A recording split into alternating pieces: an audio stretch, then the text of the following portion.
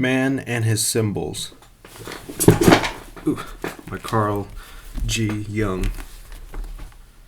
Chapter 1. Approaching Consciousness. Man uses a spoken or written word to express the meaning of what he wants to convey. His language is full of symbols, but he also often employs signs or images that are not strictly descriptive.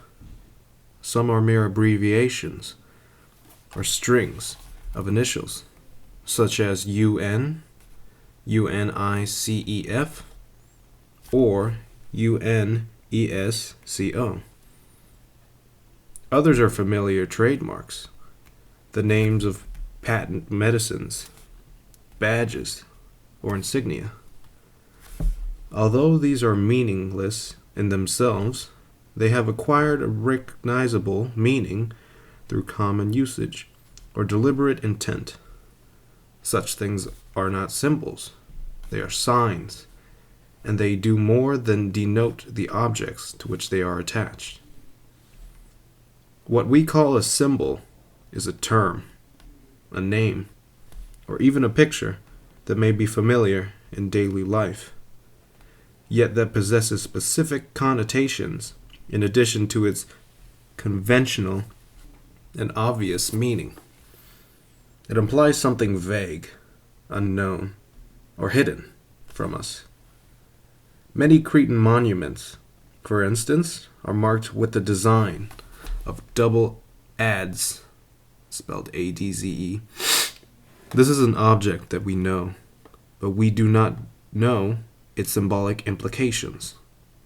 For another example, take the case of the Indian who, after a visit to England, told his friends at home that the English worship animals because he had found eagles, lions, and oxen in old churches.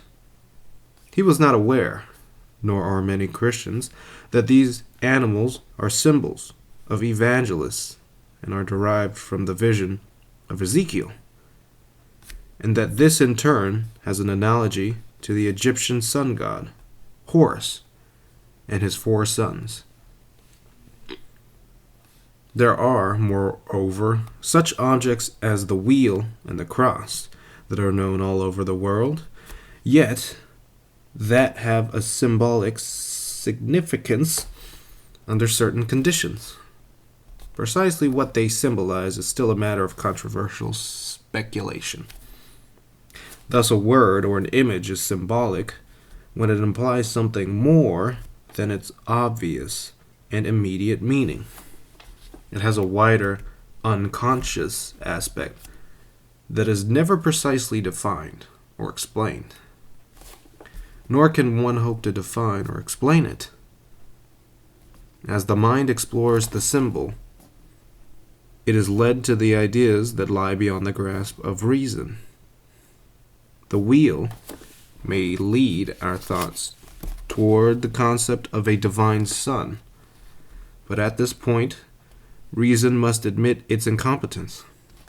Man is unable to define a divine being.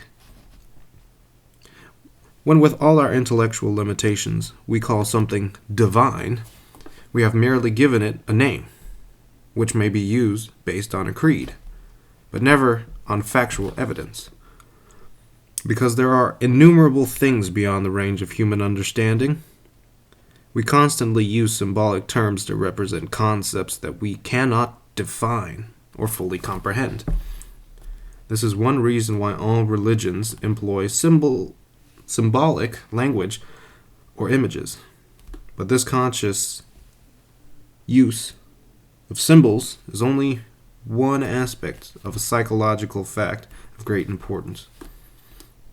Man also produces symbols unconsciously and spontaneously in the form of dreams. It is not easy to grasp this point, but the point must be grasped if we are to know more about the way in which the human mind works. Man, as we realize if we reflect for a moment, never perceives anything fully or comprehends anything completely. He can see, hear, touch, taste, But how far he sees, how well he hears, what his touch tells him, and what he tastes depends on a number of quality of his senses. These limit his perception of the world around him. But using scientific instruments, he can partly compensate for the deficiencies of his senses. For example, he can extend the range of his vision by binoculars, or of his hearing by electric amplification.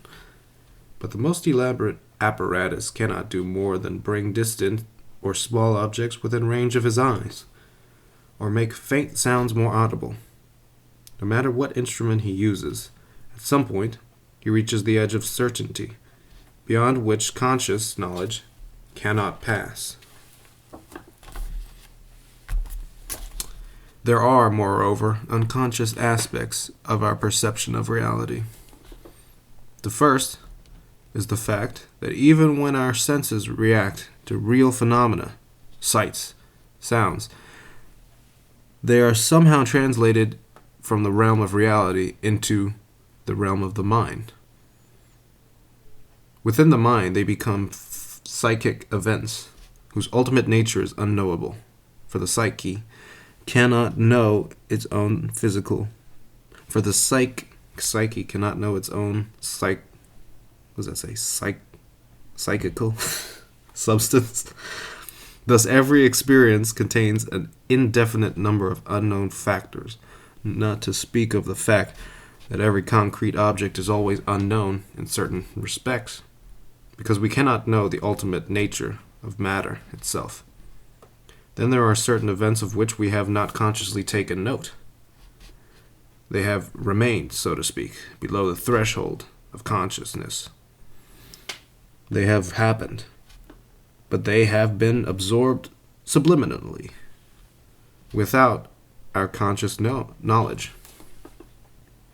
We can become aware of such happenings only in a moment of intuition, or by a process of profound thought that leads to a later realization that they must happen. They must have happened. Alright, that's my first read. Hold up. Okay, so that's the first chapter, part of the first chapter. The second chapter is... Ooh, dang.